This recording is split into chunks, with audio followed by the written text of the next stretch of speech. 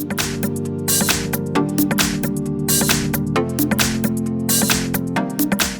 everyone, today in front of me I have Xiaomi Redmi 10C smartphone, and in this video we are going to show how you can activate and manage the keyboard clipboard on this device. So first of all, you gotta call up for the keyboard basically anywhere. I'll use this Google search bar for it. Here on top of the characters and numbers, look for this very icon that stands for the clipboard itself. Tap on it, and in order to activate the clipboard, all that's left to do is to turn on the switch. And as you can see, we have successfully enabled the clipboard. Now, in order to manage any elements you have at your clipboard, tap on this pencil, choose what elements you want to remove, select them, and tap on this trash bin. In order to add anything to the clipboard, all you gotta do is copy any piece of text or any image.